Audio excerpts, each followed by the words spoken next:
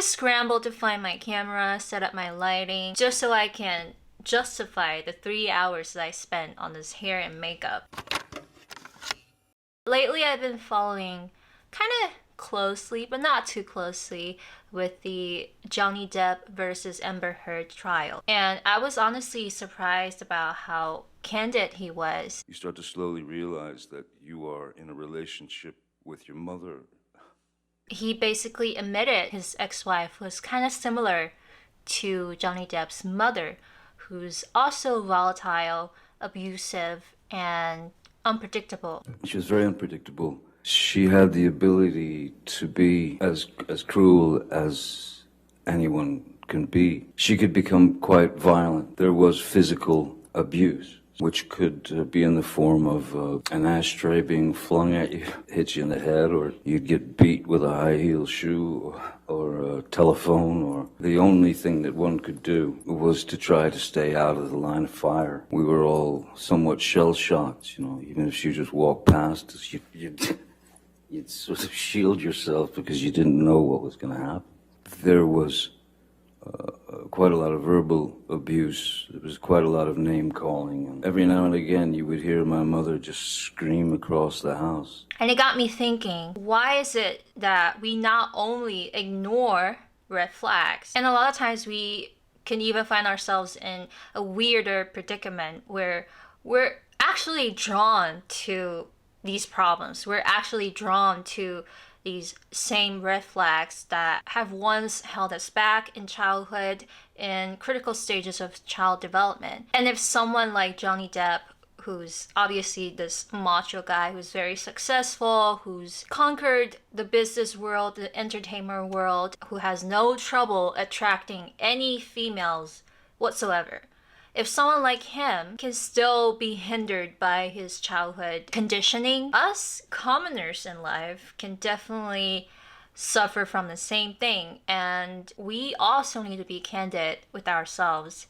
that, hey, were there times that we were attracted to kind of the same defects that were in there in our childhood, and more specifically in our relationship with our parents, meaning that if something doesn't work, if something is problematic, we're probably going to be attracted to that. As sadistic and masochistic as that sounds, it actually makes perfect sense, because how can we be attracted to good if we've never experienced what good is like? We don't really go to our neighbor's house or hang out with people outside of our immediate circle. So if we've never experienced a good relationship dynamic, how will we naturally feel drawn to it? Besides, as painful as your problematic relationship may be, it could weirdly feel familiar. And when something is familiar, you feel in control. People would likely, most of the time,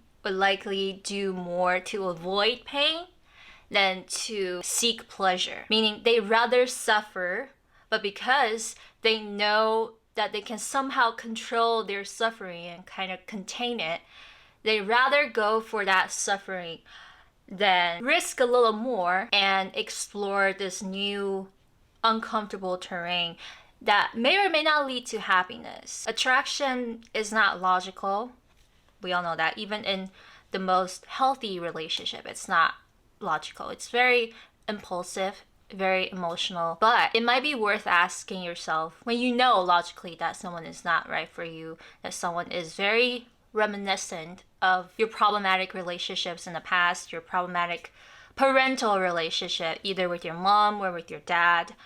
When you see a resemblance of that in someone else, in a potential romantic partner, I think the best course of action is for you to take a step back and dig deeper and ask yourself, am I really attracted to this person for their virtues? Or am I just looking for something that feels familiar so I can get a sense of control, so I can help myself, help the younger version of myself, so I can kind of fix the other person. And by fixing the other person, I'm fixing myself. I'm kind of changing the past narrative. So yeah, I think this trial is a good reminder for all of us to look deeper and not make the same mistake that unfortunately Johnny Depp has made. Yeah, it's pretty nasty. I would suggest go watch it, but pace yourself, because that woman has done some crazy stuff. Like, not even talking about the physical abuse. Like, did you know that she basically shat herself in his bed? That's infantile. That's not even juvenile. That's infantile behavior. So I shouldn't have to emphasize just how important it is.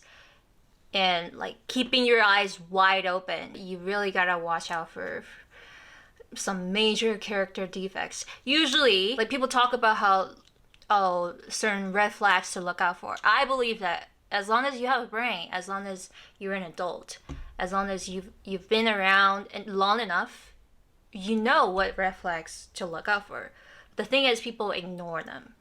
People feel weirdly attracted to it. Whenever you feel tempted by a questionable character, it's a great idea to take a step back and really just examine your whole childhood, because otherwise you're gonna wait until your late 50s or your late 40s with a slew of problems, substance abuse, drinking problems, and nasty divorces with a slew of nasty partners. We're not even talking about healing yet, but just revisiting your past and try to understand yourself as a different person, understanding your history, understanding your story better, so that you don't make any hasty decisions like marrying someone or going into a business with a friend or an acquaintance. All right?